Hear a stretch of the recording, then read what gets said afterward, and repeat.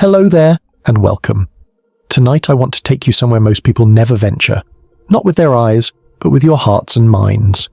I want to take you to the edge of understanding, to a place where questions float like dust between the stars, where mysteries whisper in the cosmic darkness, and where the very nature of death itself becomes a profound teacher.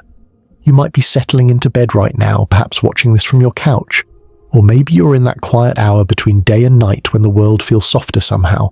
The light from your screen is probably the brightest thing around you. The rest of your space, your room, your surroundings, they're holding you in a gentle embrace of dimness and peace.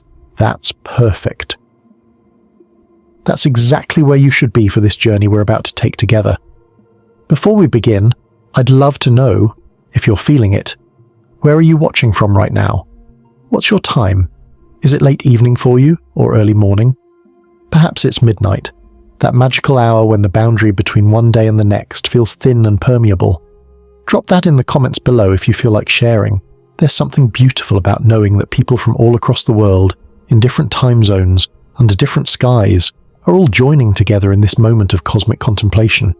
It creates a kind of connection, doesn't it? A reminder that we're all on the same small planet looking up at the same infinite universe. And if this resonates with you, if you find yourself drawn into this exploration of cosmic mysteries and the quiet wonders of space, please like and subscribe. Share this journey with anyone who loves to drift into sleep while pondering the universe's greatest secrets. Your support helps this channel grow, helps these meditative explorations reach more people who seek both knowledge and peaceful rest. Let's build a community of cosmic dreamers together, people who understand that the night sky holds answers to the deepest questions about existence, about time, about what it all means. There's a question that haunts astronomers, that sits at the back of many minds when they look up at the night sky. It's a question that sounds strange at first, perhaps even counterintuitive, but stay with me for a moment. The question is this: what happens after a star dies? More specifically, what happens to something so massive, so brilliant, so fundamentally alive with nuclear fusion? What happens when all of that comes to an end? You see, we're used to thinking about death as darkness. When something dies, it goes away. It becomes invisible, unreachable, gone. But in the cosmic realm, death doesn't work quite the way we imagine it. Death in the universe is far more complicated and, if I'm honest with you, far more beautiful than we typically acknowledge. Consider this. Imagine a star, much like our sun, but perhaps a little different. Imagine it's been shining for billions of years, creating light through the incredible fusion of hydrogen into helium deep in its core. Imagine it's been providing warmth to planets, perhaps even fostering the development of life. And then, one day, which actually takes thousands of years, so it's a very slow one day, that star exhausts its fuel. The light begins to dim. The nuclear processes that have kept it inflated, kept it glowing, begin to slow down, and slowly, inevitably, that star collapses. But here's where the universe surprises us. Here's where the story becomes something truly remarkable. The star doesn't simply vanish. It doesn't fade into absolute nothingness. Instead, it transforms into something that scientists call a white dwarf, and perhaps the most intriguing discovery about these objects is this: they continue to glow. They continue to emit light, heat and radiation for an almost incomprehensibly long time. We're talking about trillions of years, not millions, not billions, trillions. Now that might sound strange to you. How can something that's dead, because a white dwarf is indeed the dead remnant of a star, continue to glow? How can it continue to emit light long after its nuclear furnace is shut down? What powers this ghostly eternal illumination? For decades this question lingered, and astronomers had theories, but there was something missing from our understanding. There was a mystery that wouldn't quite resolve itself. And then, in recent years, we finally began to understand. We finally discovered the mechanism, the secret process that keeps white dwarfs glowing with what we might call dead light. Light that comes not from active fusion, but from something far more subtle, far more extraordinary. And when I tell you what that mechanism is, when we explore it together over the next 2 hours, you're going to find yourself holding a piece of cosmic knowledge that changes the way you think about death, about time, about the very nature of our universe. If you're following along, if you're already intrigued, If you've made it this far into the video, please drop a comment below. Tell me what drew you here tonight. Are you a space enthusiast? Are you someone who loves to sleep while pondering the mysteries of existence? Are you curious about the deep science behind how the universe works? Your comment helps me understand who's listening, and it helps this video reach others like you who seek both wonder and knowledge in the cosmic darkness. This journey we're about to take together is going to unfold slowly, deliberately, without rushing. We're going to explore the science, yes, but we're also going to contemplate the philosophical implications. We're going to think about what it means that the universe contains these objects that glow for trillions of years. We're going to consider what it means for us, small beings on a small planet, to be aware of these things, and we're going to do all of this in a way that, I hope, lets your mind settle into a peaceful state as the night grows deeper around you. So take a breath, get comfortable, let yourself settle into this moment. The universe is vast and it's patient, and it's been waiting for a long time to tell us its stories. Tonight, we're finally listening. Tonight, we're finally understanding a tiny fragment of how these ancient glowing remnants came to be. Welcome to the mystery of white dwarfs and their eternal light. Welcome to a journey through the trillions of years that stretch before us. Welcome to the cosmic silence where questions become prayers and answers become wonder. Let's begin together, and as we do, I want you to know that you're not alone in this curiosity. Across human history, people have looked up at the night sky and wondered about the stars. They've pondered whether those lights are permanent fixtures or temporary sparks. They've asked themselves what they mean, whether they matter, whether understanding them could tell us something important about ourselves. You're part of that great lineage of thinkers and dreamers who have looked at the cosmos and felt compelled to understand it better. To understand white dwarfs, we must first understand stars themselves. And to understand stars, we need to step back and feel the scale of what we're discussing. The scale of time, the scale of space, the scale of the physical processes that govern our universe. Think about our sun for a moment. It's shining in the sky right now, even if you can't see it where you are.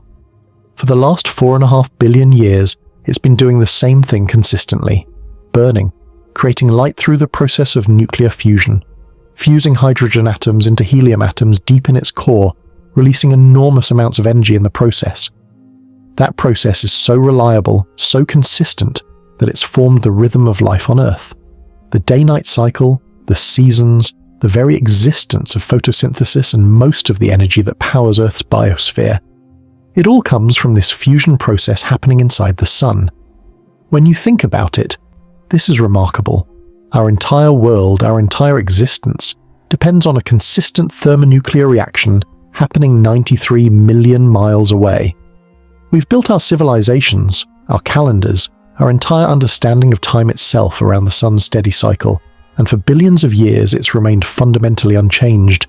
It rises, it sets, it rises again. We can count on it, we trust it. But here's something that's easy to forget, something that doesn't quite sink in until you really let yourself think about it. This is temporary. The sun too will die. Not tomorrow, not in 1,000 years, not even in 1,000,000 years. But in about 5 billion years, the sun will exhaust its hydrogen fuel. And when that happens, everything will change. Perhaps sit with that for a moment. 5 billion years. That's such a vast time span that it's almost meaningless to human consciousness. The entire history of human civilization, from the first humans to you, reading this right now, that's maybe 300,000 years of modern humans, perhaps a bit more. The history of civilization itself, of written records, is only about 5,000 years. The universe, in contrast, is about 13.8 billion years old. The Earth is about 4.5 billion years old, and we still have about 5 billion years before the sun reaches the end of its main sequence life. But 5 billion years will eventually pass, and when it does, something extraordinary will happen. In the quiet depths of space, there are countless stars at different stages of their lives. Some are very young, perhaps only 1,000,000 years old. These young stars are brilliant, unstable, prone to flares and eruptions. Some are in the stable middle of their lives, like our sun, burning steadily and reliably, and some are at the end. These are the old stars, the stars that have burned through most of their fuel. When a star reaches the end of its life, and this is true for stars like our sun and smaller, a sequence of events begins. The core of the star, where fusion has been happening, begins to change. The balance between the outward pressure of fusion and the inward pull of gravity, which has kept the star in a stable state for billions of years, begins to shift. First, the hydrogen in the core is exhausted. For a while, this isn't a problem. The star simply begins to fuse hydrogen in a shell around the exhausted core. The star expands. It becomes what's called a red giant. It swells to become many times its original size. If the Sun became a red giant, it would expand past the orbit of Mercury, past the orbit of Venus, and possibly even to Earth's orbit. The entire inner solar system would be engulfed in the Sun's expanding atmosphere, but this is not the end. The red giant phase is only a chapter in the dying star's story. The core continues to contract. The temperature continues to rise. Eventually, the core becomes hot and dense enough that helium fusion begins. The star settles into a new equilibrium, a new phase of life. For another brief period, brief in cosmic terms, perhaps another billion years or so, the star continues to shine, now by fusing helium into carbon and oxygen. But eventually, this fuel too is exhausted. For stars like our Sun, this is typically where the process ends. The outer layers of the star are gently expelled into space, creating what's called a planetary nebula, a beautiful glowing cloud of gas that floats in the cosmic darkness. And what's left behind? What remains at the center of this expelled material? A white dwarf. A white dwarf is, in many ways, one of the most extreme objects in the universe. It's the compressed remnant of a star's core. A teaspoon, just a teaspoon, of white dwarf material would weigh as much as an elephant. Imagine that for a moment. The density is almost incomprehensible to human intuition. All of the mass of a star, a massive luminous object that's been burning for billions of years, all of that compressed down to something about the size of Earth. And here's where the mystery begins. Here's where our story truly starts to get interesting.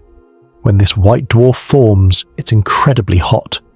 The compression process, the sudden cessation of fusion, leaves it at a temperature of perhaps tens of thousands of degrees, much hotter than the surface of the Sun, so it glows, brilliant white, hence the name, white dwarf. But then something begins to happen. Something that astronomers have been trying to fully understand for a very long time. The white dwarf begins to cool down. It radiates its heat away into the cosmic void. Slowly, over millions of years, it becomes less white, more yellow. Eventually it becomes red. And if we could wait long enough, if we could wait tens of billions of years, it would eventually become a black dwarf, an object so cold that it's no longer emitting visible light. Except there's something we didn't fully understand until recently. Something that changes this entire picture. Somewhere in the cosmic darkness. Perhaps 200 light years away, perhaps 10,000 light years away. White dwarfs are glowing. They're cooling, yes, but they're not simply cooling as a result of radiating heat away. Something else is happening. There's an additional source of heat. There's a mechanism that's keeping them warm, that's continuing to power their glow. And when we finally understood what that mechanism was, when we finally discovered the process that keeps white dwarfs glowing for not billions of years, not tens of billions of years, but trillions of years, we were looking at one of the most profound discoveries about the nature of stellar death itself. You see, if you're still here with me, if you've made it this far into this journey, I want to ask you something. Have you ever thought about what it means that the universe contains objects that will be glowing long after every star that currently exists has died? Have you ever considered that there are things in the cosmos that are so slowly consuming their energy, so patient in their existence, that they might glow for time periods we can barely conceptualize? If this is resonating with you, if you're finding yourself drawn deeper into these cosmic mysteries, please drop a comment below. Tell me what you're finding most interesting so far. Is it the scale of time? Is it the idea of stellar death and transformation? Is it the mystery itself?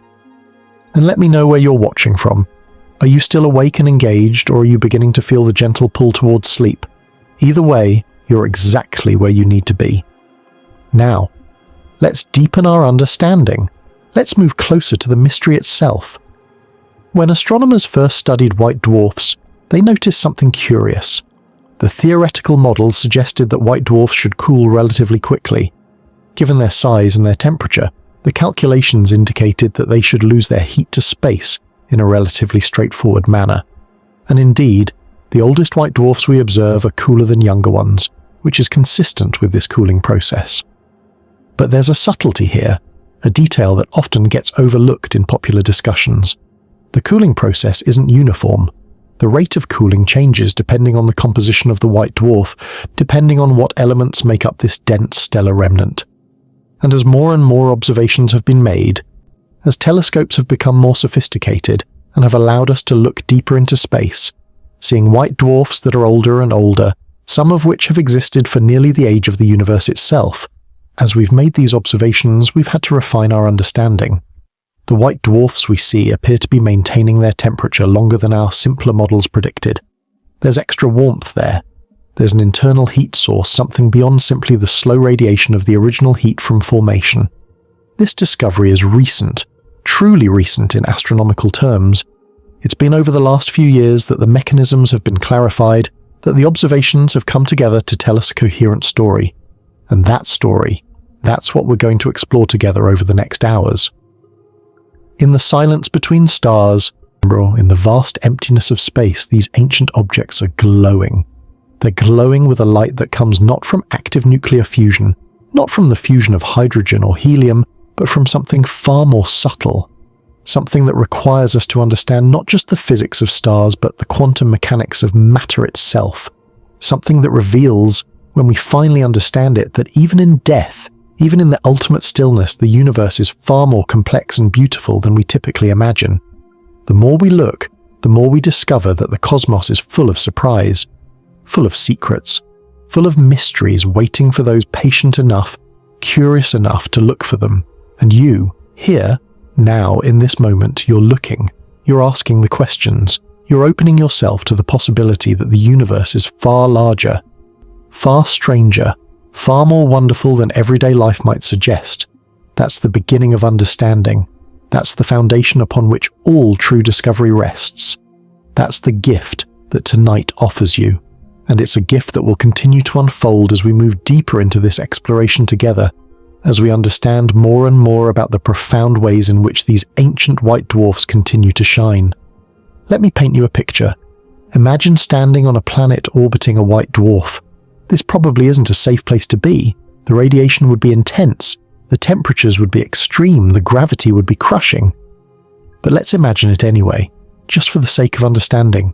What you would see above you would be a small, intensely bright star, much smaller than our sun in the sky, but far brighter.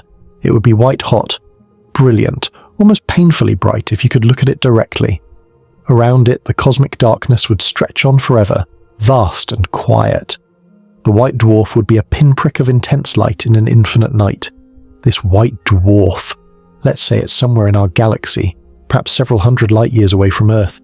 It's been shining like this for billions of years, and it will continue to shine for trillions of years into the future.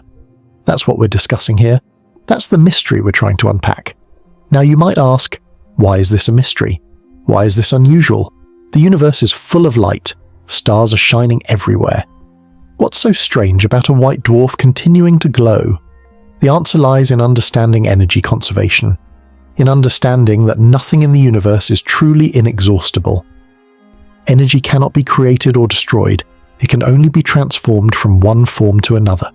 This is one of the most fundamental laws of physics, and when you apply this law to white dwarfs, when you really think carefully about where their energy is coming from, you start to see the puzzle.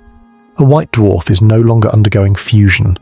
There's no thermonuclear reaction happening in its core converting mass into energy. The white dwarf is simply a dense ball of matter cooling over time. It's radiating heat away into space. The energy radiating away must be coming from somewhere. For a white dwarf, just after its formation, when it's extremely hot, the source is obvious. It's the residual heat from the collapse, the gravitational compression that created it. But as millions of years pass, this heat should be depleted.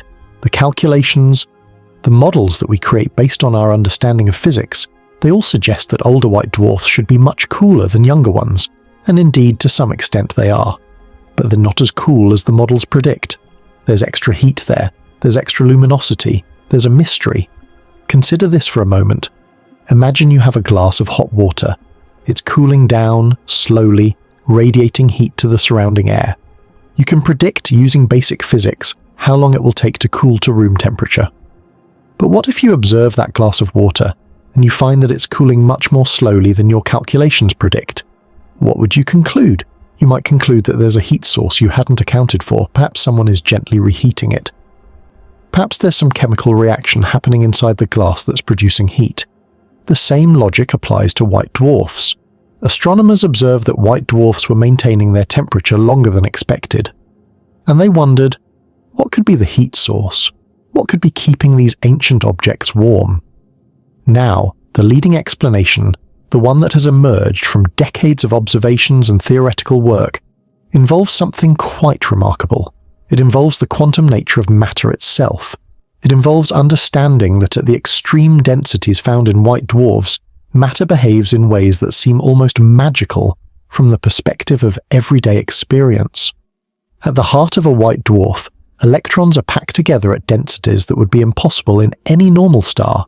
In fact, the pressure is so great that electrons are forced into unusual quantum states. They're degenerate, as physicists say. The Pauli exclusion principle, a fundamental rule of quantum mechanics that says no two electrons can occupy the same quantum state. This principle creates a pressure that actually holds the white dwarf up against gravity. It's not the outward pressure of hot gas, as in normal stars. It's the quantum mechanical pressure of degeneracy. It's matter being crushed so densely that the quantum rules that govern subatomic particles become the dominant physics, and in this environment things happen that wouldn't happen in normal matter. One of these things, one of the processes that scientists have been studying and refining our understanding of, involves nuclear reactions in the crust of the white dwarf. You see, a white dwarf isn't uniform. It's not the same all the way through. On the outside, there's a crust. This crust is made of heavier elements: carbon, oxygen, perhaps some silicon. These elements are the ashes of the star's fusion process. As the white dwarf cools, as it radiates heat outward, this crust changes. The structure changes.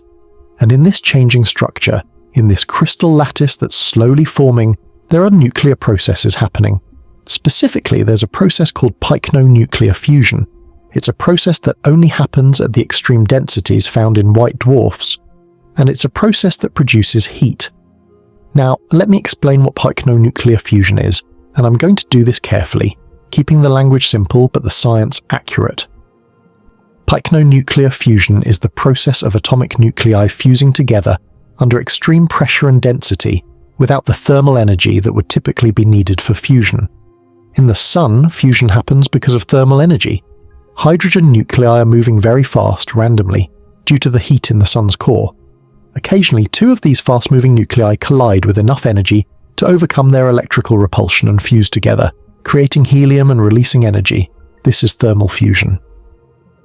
But in a white dwarf crust, the density is so high that nuclei aren't moving much at all. They're essentially locked in place in a crystal lattice. They're moving very slowly in quantum mechanical terms, yet despite this lack of thermal motion, despite the cold and stillness, fusion can still occur. The nuclei can still overcome their electrical repulsion and fuse together. How? Because of the quantum mechanical effect called tunneling. Particles at the quantum scale don't have definite positions.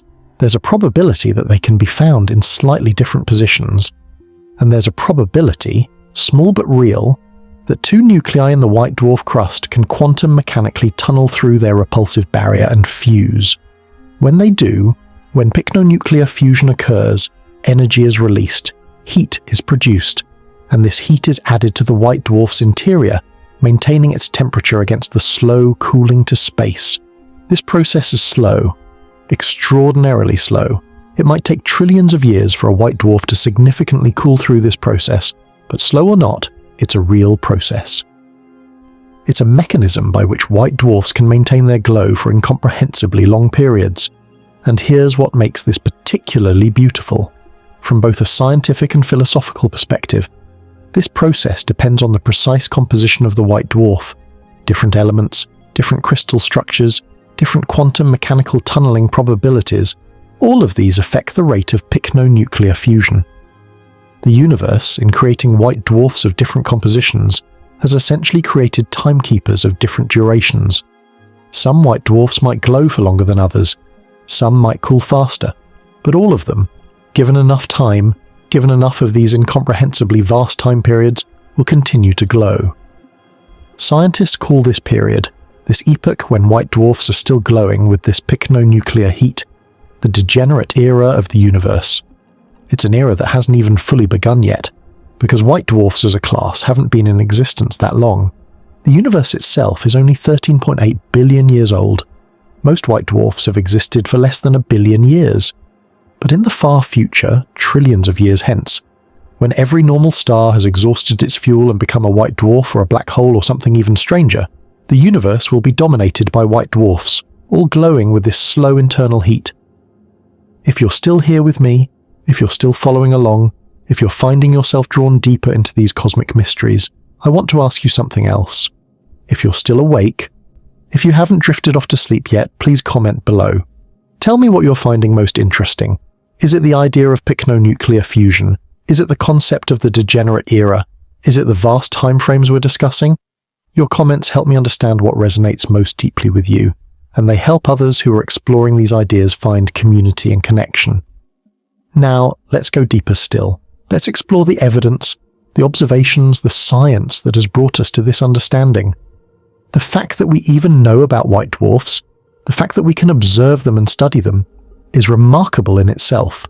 White dwarfs are tiny compared to normal stars. They're about the size of Earth, yet they're very far away. The nearest white dwarf to Earth, Sirius B, is about 8.6 light-years away. It's invisible to the naked eye, even though it's the closest white dwarf. You need a telescope to see it. It was actually discovered in the 1850s, when an astronomer noticed that Sirius, the brightest star in the sky, was wobbling slightly. The wobble suggested that Sirius had a companion, an invisible object orbiting it. This companion was the white dwarf Sirius B. And when telescopes became powerful enough to actually see it, astronomers were shocked. The object was incredibly faint, much fainter than you'd expect for such a massive object. And when they analysed the light from Sirius B, they found something astonishing. It was very hot. The surface was much hotter than the sun's surface, yet it was much fainter overall because it was so tiny. From this observation, one of the first insights into white dwarfs was born. They are small, hot, and incredibly dense. The only way to reconcile a small size with an enormous mass is to have a tremendous density. Over the following decades and centuries, as telescopes improved, as spectroscopy became a sophisticated tool for analysing starlight, astronomers began to map out white dwarfs across the galaxy. They found that white dwarfs are not rare. In fact, white dwarfs are quite common. It's estimated that white dwarfs make up about 6% of the stars in our galaxy. Billions upon billions of them. And as these observations accumulated, as databases of white dwarfs were built, something became apparent. The oldest white dwarfs in these databases, the ones that had apparently existed for the longest, the ones that should be the coolest, they weren't as cool as the models predicted. In the quiet hours of night, perhaps similar to the quiet hours you're experiencing now, astronomers working at observatories around the world have been observing these objects. They've been gathering light from white dwarfs so distant that the light has taken thousands of years to reach us, and they've been analysing this light, measuring the temperature and luminosity of these ancient objects, and the picture that's emerged is of a universe far more complex, far more intricate than we might have expected. These white dwarfs are glowing with a light that comes from quantum mechanical processes happening deep in their cores. They're maintained by fundamental forces of nature, by the quantum nature of matter itself. When you think about this, really think about it, it's remarkable. It means that in the depths of space, there are objects that will outlast anything we can currently imagine. Long after our sun has died, long after every star that currently lights the night sky has reached the end of its life, these white dwarfs will still be glowing. They'll be ancient beyond ancient, but they'll still be shining. They'll still be emitting light into the cosmic darkness. This is the mystery we're exploring tonight. This is the wonder we're contemplating. And as we move forward, as we delve deeper into the evidence and the implications, I encourage you to let this feeling sink in. Let yourself experience the sense of awe that comes with understanding how the universe really works. To truly understand white dwarfs and the mechanisms that keep them glowing, we need to talk about how we actually observe them. we need to understand the tools that astronomers use, the methods by which we gather the evidence that supports our theories. Because while the theoretical framework I've been describing is compelling, what makes it real, what makes it something we can trust, is the observational evidence, the data, the light that's travelled across the cosmic void to reach our instruments. One of the most important tools in modern astronomy is the spectroscope. When you look at starlight through a spectroscope, you're essentially breaking it down into its component wavelengths, its component colours. This is similar to how a prism breaks white light into a rainbow, but the spectroscope is far more sophisticated than a simple prism. It can reveal the fine structure of light, the specific wavelengths that are being emitted or absorbed by an object. When astronomers point a spectroscope at a white dwarf, several things become immediately apparent.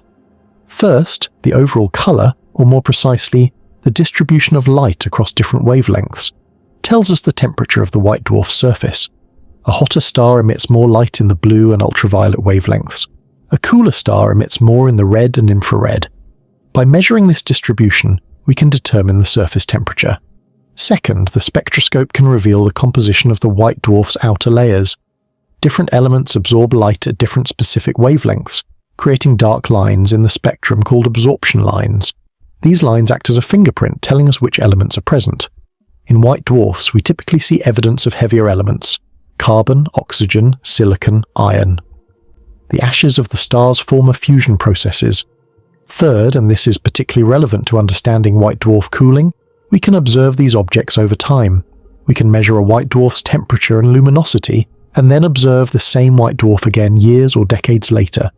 By doing this, we can measure how the white dwarf is cooling. We can see the rate at which it's losing heat. And here's where the observations become interesting. Here's where the data starts telling us something unexpected. In the 1990s, a major project began called the Hipparcos mission. This was a space-based astrometry mission, a mission designed to measure the precise positions and distances of stars. But Hipparcos did more than just measure positions. It also measured the brightness of hundreds of thousands of stars. And many of these stars were white dwarfs. Using Hipparcos data, astronomers could measure how the brightness of white dwarfs changed over time. They could look at populations of white dwarfs and, using the luminosity and composition they observed, determine which were older and which were younger. And they could compare the observed cooling rates to the predicted cooling rates from their theoretical models. What they found was revealing. The oldest white dwarfs weren't cooling as quickly as the models suggested they should. There was a discrepancy, not enormous, not something that was completely inconsistent with the models, but real, measurable, significant. Now, you might think, well, perhaps the models are wrong. Perhaps we don't understand stellar evolution as well as we thought, and there was certainly some of that discussion. But what was more interesting, what gave astronomers clues about what might be happening, was that the discrepancy depended on composition. White dwarfs made primarily of carbon and oxygen were cooling slower than white dwarfs with different compositions. This compositional dependence suggested that the heat source wasn't just residual heat from formation. It was something related to the specific elements present. This is when the theoretical work on Pycnonuclear fusion became particularly important.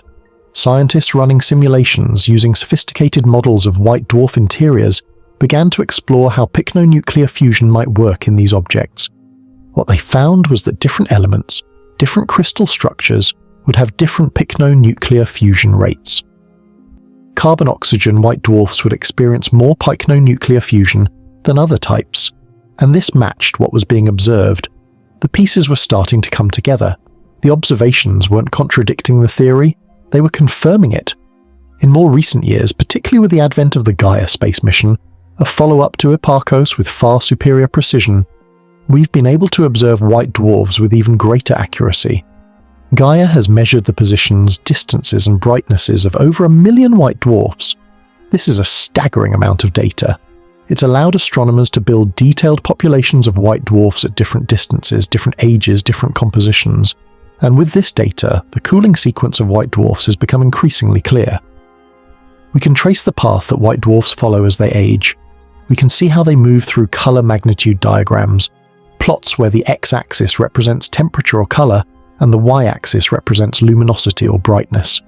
What we see is a clear sequence. Young white dwarfs are hot and luminous, As time passes, as they cool, they become fainter and redder. Older and older white dwarfs continue this pattern. But here's the crucial observation. The oldest white dwarfs we can measure, the ones that are several billion years old, they're still brighter than our models predict if we only account for residual heat from formation.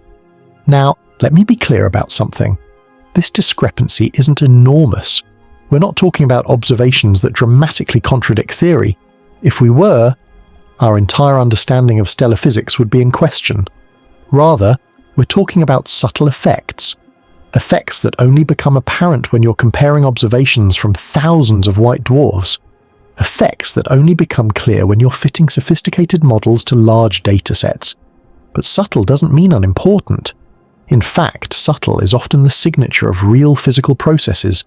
The subtle cooling residuals we observe in white dwarfs are signs of Pycnonuclear fusion happening deep in their cores. Let's think about what this means in concrete terms. Imagine we've observed a particular white dwarf. Let's call it WD 2025. We've measured its temperature to be about 7,000 Kelvin. We've determined its composition, about 50% carbon, 50% oxygen, with trace amounts of heavier elements. We've measured its luminosity, how much total energy it's radiating. Now, based on a white dwarf model that accounts only for cooling of residual heat, we can calculate what temperature this white dwarf should have, given its age. Let's say our model predicts it should be 6,500 Kelvin, but we observe 7,000 Kelvin. The difference 500 Kelvin is small, it's less than 10%, but it's real. And if we account for Pycnonuclear fusion in the carbon and oxygen core, if we model the slow fusion of these nuclei, the rate at which this process produces heat, suddenly our model matches the observation. Suddenly we understand why this white dwarf is warmer than we expected. This kind of analysis has been repeated for many white dwarfs, and again the same pattern emerges. When we include Pycnonuclear fusion in our models, we get better agreement with observations. When we use sophisticated physics that accounts for the quantum mechanical nature of matter at extreme densities, the predictions match reality. Perhaps sit with that thought for a moment. Reality is confirming our theoretical understanding. The universe is behaving the way our best theories predict, and those theories tell us that white dwarfs are glowing with a subtle, quantum mechanical heat. A heat that will continue to maintain their glow for trillions of years. If you're still engaged with this journey, if you're finding yourself drawn into the scientific evidence and the cosmic implications, I'd love to hear from you. Please comment below and tell me what has captured your interest so far.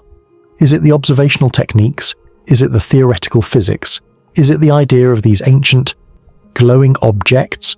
What aspect of this cosmic mystery speaks most deeply to your sense of wonder? Let me share with you a few more specific observations, a few more pieces of evidence that paint the picture. There's a white dwarf called Zeta Ceti. Actually, there's a whole class of white dwarfs called Zeta Ceti variables, but let me focus on one in particular. These are white dwarfs that are undergoing what's called astroseismology. They're pulsating, their surfaces are oscillating, rippling with waves. And by studying these pulsations, by measuring their frequencies and amplitudes, we can learn about the internal structure of the white dwarf. Think about this for a moment. We can actually use the pulsations at the surface of a white dwarf to infer what's happening in the interior. It's similar to how seismologists use earthquake waves to study the interior of the Earth. We can't drill down to the center of the Earth, but we can listen to seismic waves and learn about what's below the surface. In the same way, we can't probe the interior of a white dwarf, but we can use asteroseismology to listen to its oscillations. And what these studies reveal is that the interiors of white dwarfs are more complex than we might imagine. There are stratified layers, there are regions where different elements dominate, and the cooling process as the white dwarf ages causes these layers to shift and change. In particular, there's a process called crystallization. As the white dwarf cools, the material in the core slowly solidifies, forming a crystalline lattice. And this crystallization process is significant because it affects how the white dwarf cools. When a crystalline lattice forms, energy is released. Latent heat, it's called. This is the same effect that happens when water freezes into ice. The transition from liquid to solid releases heat. In white dwarfs, the crystallization of the core material releases heat that slows the cooling process. But here's what's remarkable. Even accounting for crystallization, the white dwarfs still appear to be cooling more slowly than expected based on basic heat loss to space. There's still extra heat. And that extra heat, our current understanding suggests, comes from Pycnonuclear fusion. The evidence for this comes from multiple directions. It comes from population studies of white dwarfs at different ages. It comes from detailed observations of individual white dwarfs. It comes from astroseismic studies of pulsating white dwarfs. It comes from sophisticated theoretical models that have been tested and refined over decades. When evidence comes from multiple independent sources, when different observational techniques all point to the same conclusion, that's when we can be confident in our understanding. That's when we can say, this is how the universe works. And the universe is telling us that white dwarfs glow with a slow internal heat, that they will continue to glow, will continue to emit light and energy, for timescales that are almost impossible to conceptualize. Timescales measured in trillions of years. There's something deeply humbling about this. Here we are, creatures that live for perhaps 80 or 90 years. We think of human civilization as ancient when it spans a few thousand years. We think of geological ages as vast when they span millions of years. But the universe is telling us that there are objects that will glow steadily for trillions of years. That's 1,000,000 times longer than the current age of the universe. It's a time frame so vast that it makes all of human history seem like a single breath. And yet, these objects are real. They exist. They're glowing right now in the cosmic darkness, continuing their slow process of internal fusion, their gradual cooling. This is the evidence. This is what the universe has shown us. And this is the foundation for the deeper understanding we're about to explore. I want to spend some time now exploring the actual physics of what we call dead light, the light that comes from white dwarfs, the light that continues to be emitted billions and trillions of years after the star that produced it has died. This is where the science becomes particularly fascinating, where we move from observational astronomy into the realm of quantum mechanics and the behavior of matter under extreme conditions. The term dead light itself is somewhat poetic. It's not a technically precise term used by physicists, but it captures something important about the nature of light coming from white dwarfs. It's light that comes not from active nuclear fusion, not from the burning of nuclear fuel. It's light that comes from the slow, almost imperceptible release of energy as exotic matter settles into increasingly stable configurations. When the outer layers of a dying star are expelled, when the white dwarf is left behind as a core remnant, this white dwarf is extremely hot, perhaps tens of thousands of Kelvin initially. The reason for this heat is gravitational compression. As the star's core collapses, the gravitational potential energy is converted into thermal energy. The matter is heated by the sheer force of gravity compressing it. This initial heat is stored in the white dwarf. The matter at the center is hot and dense, and this heat radiates outward, being emitted as light and other radiation into space. This is how a newly formed white dwarf appears so bright despite its small size. It's essentially still hot from the collapse process. But as time passes, this initial heat is gradually radiated away. The white dwarf cools, its surface temperature decreases, its brightness dims. According to the straightforward cooling model, a white dwarf should cool somewhat steadily over time. It should lose its thermal energy gradually, following a predictable curve. However, there are complications to this simple picture, and these complications are where the true science of dead light lies. The first complication is the crystal lattice. In the core of a white dwarf, at the enormous pressures involved, matter is compacted to such a degree that it's not behaving like normal gas. It's behaving like a dense solid, a kind of metallic liquid, or even a crystalline solid. As the white dwarf cools, this matter doesn't simply remain a uniform liquid. Instead, it begins to crystallize. The atoms arrange themselves into a regular pattern, forming a crystal lattice. Now, this might seem like a simple physical process, something you'd observe if you let hot water cool down into ice. And in some ways, it is similar. But at the extreme densities of white dwarf cores, the effects are much more dramatic. When a material crystallizes, energy is released. This is called latent heat, or heat of crystallization. In water freezing into ice, the latent heat is relatively small compared to the thermal energy. But in white dwarfs, the latent heat released from crystallization can be significant. It can actually slow the cooling process noticeably. This latent heat effect means that white dwarfs don't cool as quickly as they would if they were simply radiating thermal energy.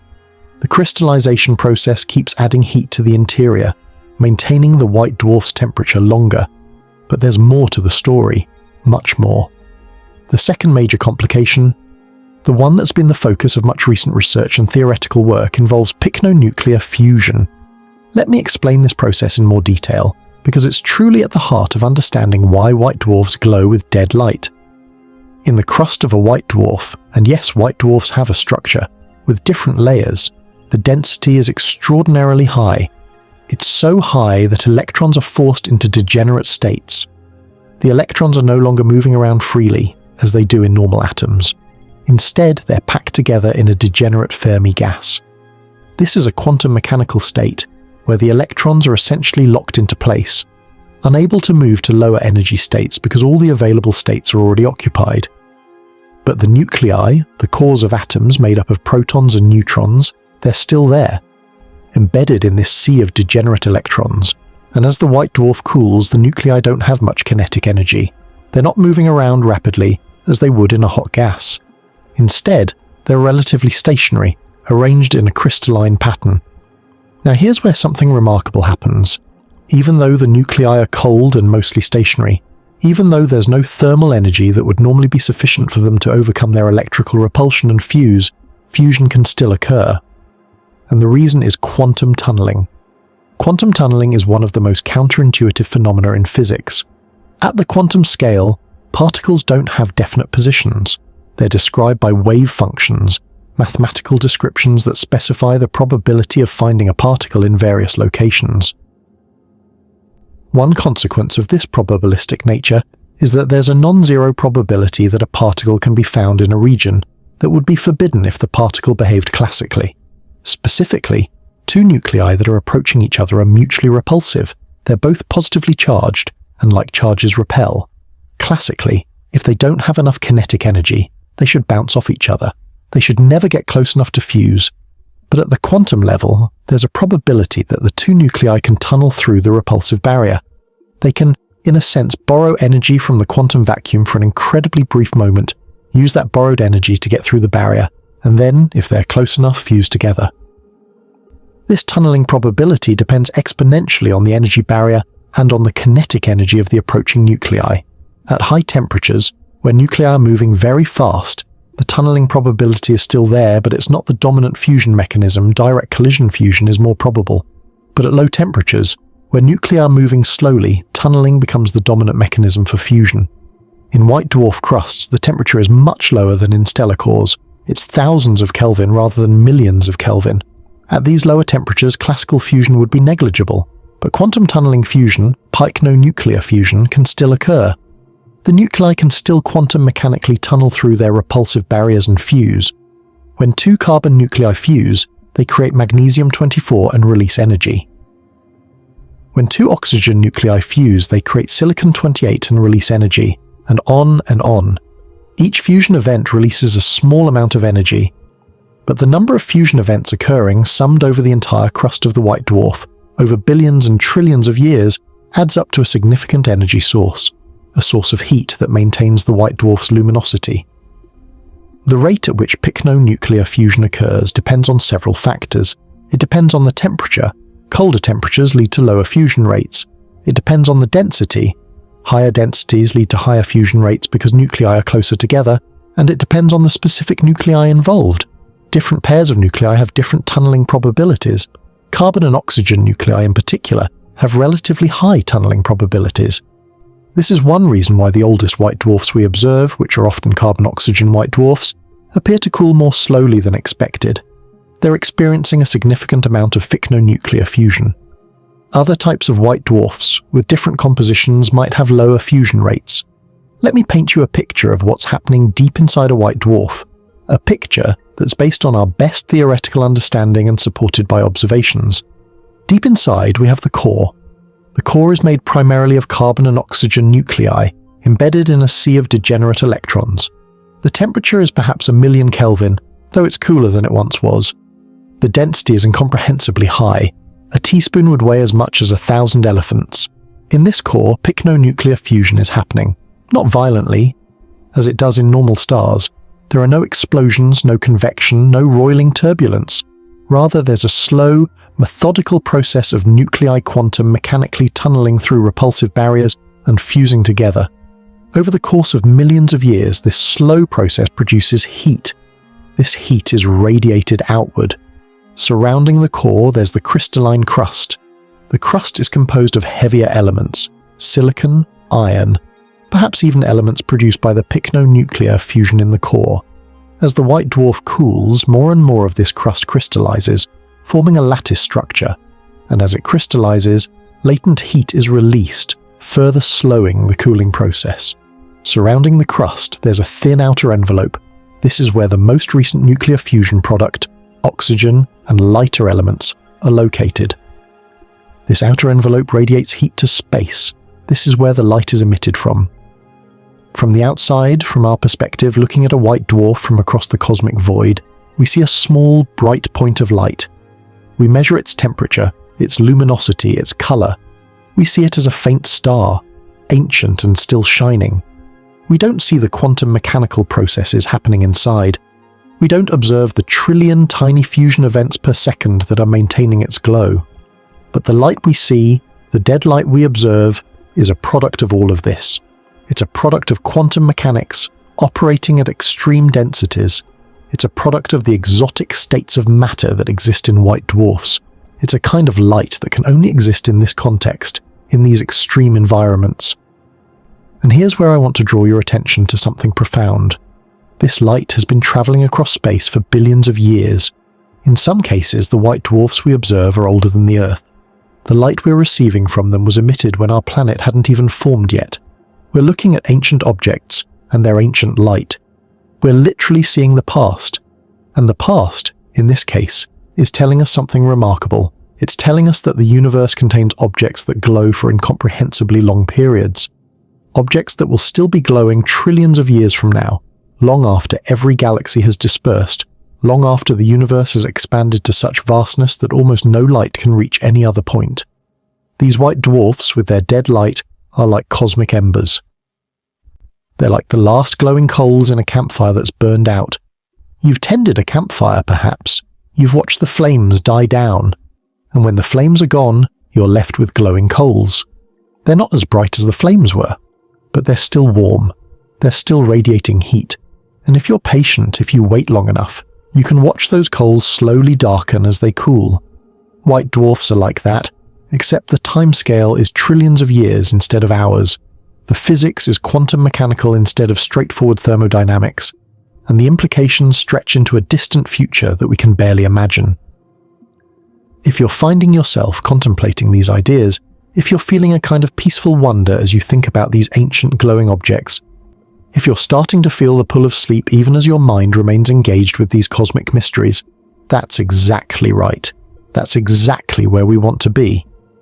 I'd like to invite you to comment below if you have thoughts. What do you find most fascinating about the physics of white dwarfs? Is it the quantum mechanics? Is it the extreme densities? Is it the timescales involved? Let me know. Let me know what aspect of this dead light speaks to you. And as you continue with me on this journey, as we move toward the deeper implications of all of this, allow yourself to relax. Allow yourself to settle into the contemplative space we're creating together. Let me ask you something. Let me ask you to consider something that might seem unrelated to white dwarfs at first, but I promise there's a profound connection.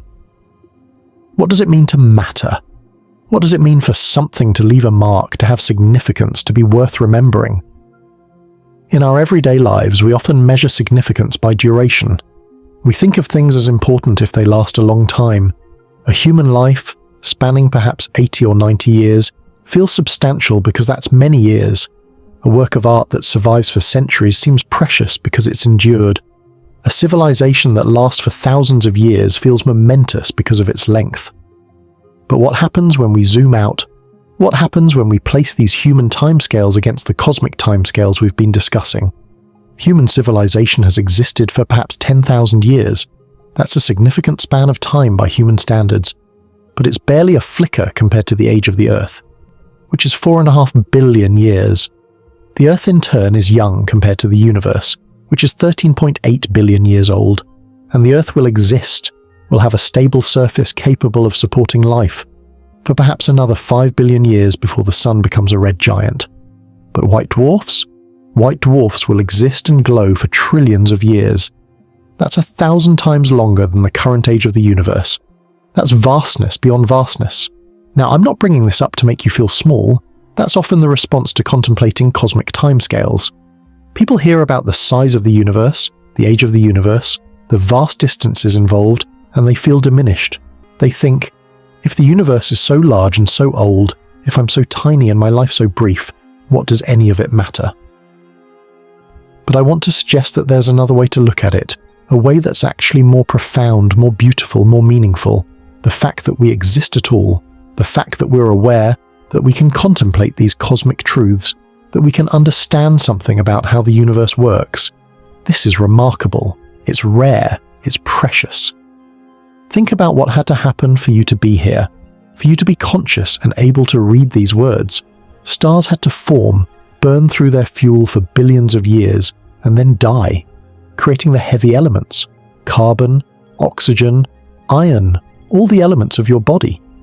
The sun had to be formed, had to be in the stable middle of its life, had to be at exactly the right distance from Earth to make liquid water possible. Earth had to be formed, had to develop the conditions for life. And then life had to emerge, had to evolve through billions of years, had to develop intelligence, had to develop civilization. And now, in this moment, you're reading this. You're contemplating cosmic mysteries. You're engaging with ideas about the nature of reality. This is not insignificant. This is not something that deserves to be minimized or dismissed. The physicist Carl Sagan had a beautiful way of expressing this. He spoke of us as a way for the cosmos to know itself. The universe, in producing conscious observers like ourselves, has created the means by which it can understand its own nature. We are literally the universe becoming conscious. And here's where white dwarfs come in. Here's where the dead light becomes a kind of metaphor. We are all made of stardust. The carbon in your body, the oxygen you breathe, the calcium in your bones, all of these elements were forged in the cores of stars. When those stars died, these elements were scattered, and eventually they came together to form the Earth, to form life, to form you. The light that we see from distant stars right now, much of that light originates from stars that have long since died. The light has been traveling through space for years, or hundreds of years, or thousands of years. By the time it reaches our eyes, the star that emitted it might already be gone, might already have become a white dwarf or a black hole, or dispersed as a nebula. So in a very real sense, all of the light we see from the night sky is dead light. It's light from stars that are in the past. We're literally looking at ancient history when we look at the stars, and we're looking at our own future too. The sun. That star that has given life to Earth is going to die. In 5 billion years, it's going to become a red giant. The surface of the Earth will be sterilized. All life as we know it will end. The sun will then collapse into a white dwarf, and for trillions of years it will glow with the dead light of Pycnonuclear fusion. The white dwarfs we observe now are like ghosts of stars that died billions of years ago. They're remnants, they're after-images, and they're glowing with a light that will continue to shine long after our sun is gone, long after our civilization is forgotten, long after the Earth has become dust. But here's what I find beautiful about this. Here's what moves me when I contemplate it. The fact that white dwarfs glow for trillions of years means that the universe is incredibly persistent. Even in death, even after all the active processes have ceased, even in the final stages of stellar evolution, light continues. Energy continues to be released. The universe continues to produce complex physical processes. And that speaks to something about the nature of existence itself. Nothing is truly dead. Everything transforms. Everything continues in some form, following the laws of physics, following the possibilities allowed by quantum mechanics and thermodynamics. You will die. I will die. Our civilization will eventually end. The Earth will eventually be destroyed. The sun will eventually cool to a black dwarf, no longer glowing at all. And yet, the atoms that make up our bodies, the atoms that make up everything we've ever built or created, will persist. They'll be reorganized, shuffled, recombined. But the fundamental particles, the quarks and electrons and neutrinos that make up reality, they will continue. Some of your atoms might end up in white dwarfs. Some of your atoms might be part of the core of a neutron star, or a black hole, or scattered in the vast reaches of intergalactic space. Your physical matter will continue to exist, And in some sense, you will continue to exist too, not as a conscious entity, but as part of the universe's ongoing story. There's something profound about that, something that offers a kind of comfort. When we think about meaning, about legacy, about what makes life worth living, we often think about lasting effects. We think about the children we raise, the work we do, the art we create. We want to believe that these things will persist after we're gone. We want to believe that our lives mattered, that they left some kind of mark, and they do. They do leave marks. Not necessarily physical marks, though some of those exist, but changes in the universe, changes to the network of relationships, to the flow of matter and energy, to the structure of history. Every action you take ripples outward. Every choice affects the future in ways you can't fully predict. The person you love might have children who have children, and those descendants might make discoveries or create art or transform the world in ways you can't imagine. You might inspire someone who then goes on to inspire thousands more. You might write something that someone reads at a crucial moment in their life, something that changes their entire trajectory. These effects persist. They echo forward through time. They might not last for trillions of years, but they do last. They do matter. And in the context of cosmic history, in the context of a universe that will exist for incomprehensible stretches of time, the fact that your life has any impact at all, that you leave any mark at all, is itself remarkable. It's something worth celebrating. The white dwarfs are like monuments. They're monuments to the stars that came before. They're monuments to the cosmic processes that created the conditions for life. They're monuments to time itself, to the passage of eons, to the persistence of existence. And we, in our brief moment, in our small corner of the universe, we get to observe them. We get to understand them. We get to contemplate their existence and be moved by it. If you're beginning to feel the weight of this contemplation, if you're beginning to drift towards sleep while still engaging with these ideas, that's perfect. That's exactly what we're aiming for. The contemplation of cosmic truths can be deeply relaxing. It can quiet the noise of everyday life, the petty anxieties and concerns that usually occupy our minds. Because when you're contemplating white dwarfs, when you're thinking about trillion-year timescales, when you're reflecting on your place in a vast and ancient cosmos, the everyday worries tend to fade. They seem less pressing, less important, not because they don't matter, but because they're put in perspective. You've had a hard day at work. That matters. But the universe has been expanding for billions of years and will continue to exist for billions more. Your argument with a friend, that matters. But somewhere in the cosmic darkness, a white dwarf is glowing, patiently, having already been glowing for longer than human civilization has existed. Your financial worries, your health concerns, your fear about the future, these matter. But they're part of a larger story, a story that extends backward to the formation of stars and forward to the distant future when those stars have become white dwarfs.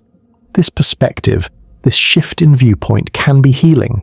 It can be calming. It can help us sleep better because it reminds us that we're not alone in existence. We're part of something larger, something vast and beautiful and ongoing. The white dwarfs are teaching us something. They're teaching us about time, about change, about persistence, about the ultimate fate of massive objects. But they're also teaching us something about ourselves. They're teaching us that we're made of the same stuff as the universe, that we're connected to all things, that our existence, however brief, is meaningful and real. And that's worth contemplate. That's worth sitting with. That's worth letting settle into your consciousness as you prepare for sleep. If you're still here, if you've made it this far into this cosmic journey, if you're finding yourself in a deeply contemplative state, please let me know in the comments. Tell me what thoughts are arising for you. Are you thinking about meaning, about time, about your place in the universe? Are you beginning to feel that gentle pull towards sleep? I want to know. I want to hear from you. And more importantly, I want you to know that you're part of a community of cosmic thinkers, people all over the world who are asking these deep questions, who are finding meaning in contemplating the mysteries of existence. End